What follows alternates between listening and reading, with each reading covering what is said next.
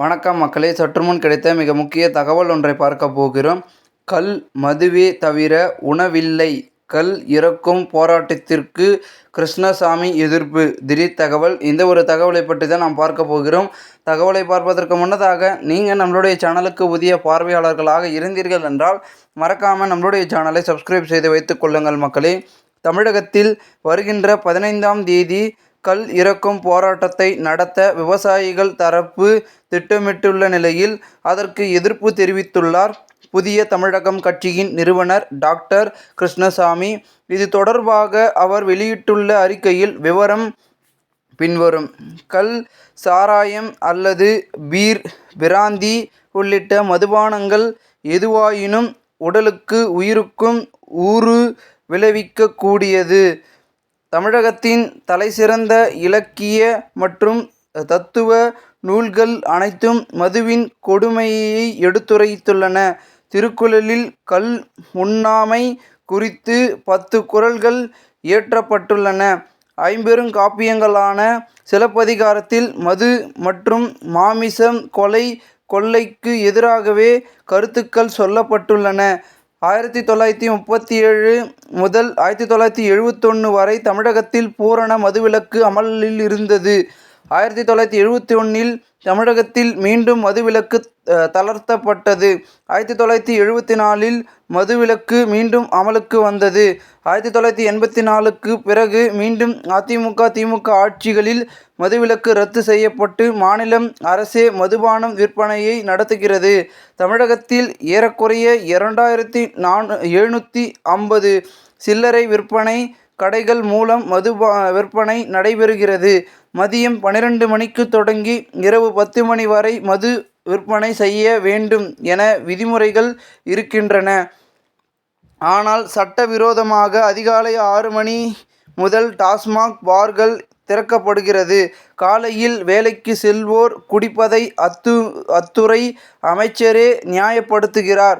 தமிழ்நாட்டில் 60 லட்சம் பேர் மது பழக்க வழக்கங்களுக்கு ஆட்பட்டு உடல் நலம் பாதிக்கப்பட்டு பெரும் அளவு உயிரிழப்புகளும் ஆளப்படுகிறது. கட்டிட தொழிலாளர்கள், விவசாய தொழிலாளர்கள், தினசரி கூலி தொழிலாளர்கள் என அடிப்படை நடுத்தர வர்க்கத்தினருக்கும் தங்களது தினசரி வருமானத்தில் பெரும் பகுதியை டாஸ்மாகிலேயே தொலைத்து விடுகின்றனர். இதனால் பல குடும்பங்கள் வறுமை நிலைக்கு தள்ளப்படுகின்றன. டாஸ்மாக் நிறுவனத்தில் கூடுதல் விலைக்கு விற்பனை, கள்ளத்தனமான விற்பனை என ஆண்டொன்றுக்கு 1 லட்சம் கோடிக்கு மேல் ஊழல் நடைபெறுகிறது. எனவே தமிழக மக்களின் நலன் காக்கப்பட வேண்டுமெனில் டாஸ்மாக் கடைகளை மூடி பூரண மதுவிலக்கை அமல்படுத்துவது ஒன்றே நிரந்தர தீர்வாகும். புதிய தமிழக கட்சியின் சார்பாக மது போதை புகையில்லா தமிழகம் என தொடர போராட்டம் நடத்தி வருகிறோம்.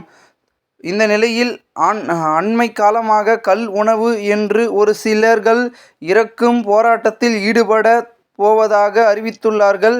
கல் மதுவே தவிர அது உணவாகாது. பதநீர் வேறு, கல் வேறு.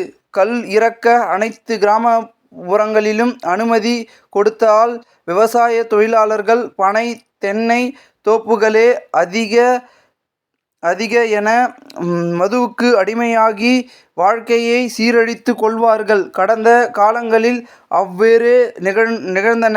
கல் உடம்புக்கு நல்லது என்று தொடர்ந்து பொதுமக்கள் மத்தியில் தவறான கருத்துக்கள் பரப்பப்படுகிறது. உப்பு, கருவாடு ஒத்த மரக்கல்லும் உடம்புக்கு நல்லது என்று சினிமாவில் தவறாக பாடி வைத்துள்ளனர். எல்லா மது வகையிலும் அடிப்படையாக இருப்பது ஆல்கஹால். கல்லில் 8 முதல் 15% வரை ஆல்கஹால் அளவீடு இருக்கும். பிற மதுபான வகைகளில் 30 முதல் 40% வரை ஆல்கஹால் இருக்கும். எனவே போதையை அதிகரிக்க லிட்டர் கணக்கில் கல்லை குடித்து விடுவார்கள். கல் பிற மதுக்களை விட அதிகமான பாதிப்புகளை உருவாக்கும் மிக மோசமான மதுவாகும். இரத்த குழாய்கள், உணவு ஜீரணத்தை குழப்பப்படுத்தும், ஒழுங்குபடுத்துவதும், உடலுக்கு தேவையான சக்தியை சேமித்து வைக்கும் ஈரல்களை மது குடித்தால் பெரும் பாதிப்படையும்.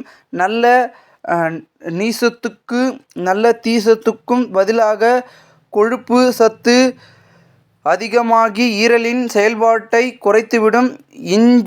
இன்சுலின் சுரக்கும் கணையத்தை பாதிப்படைய செய்து சர்க்கரை நோய் மற்றும் கணைய புற்றுநோயை அதிகரிக்கும்.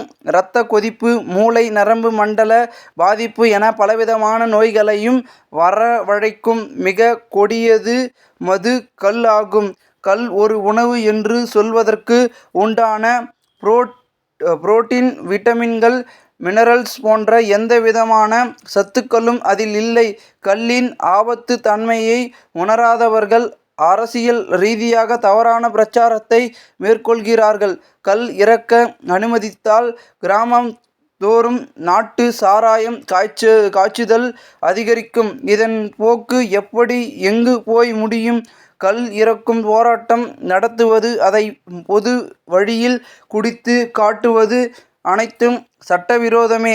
எனவே வரும் 15ஆம் தேதி நடைபெறுவதாக அறிவிக்கப்பட்டுள்ள கள் இறக்கும் போராட்டத்தை தடை செய்ய வேண்டும். தமிழகத்தில் பூரண மதுவிலக்கை அமல்படுத்த வேண்டும் என தமிழக அரசுக்கு அறிக்கையின் வாயிலாக கோரிக்கை விடுத்துள்ளார் புதிய தமிழகம் கட்சியின் நிறுவனர் கிருஷ்ணசாமி. இந்த ஒரு தகவல் தற்பொழுது அரசியல் வட்டாரங்களில் பேசும் பொருளாக மாறியிருக்கிறது.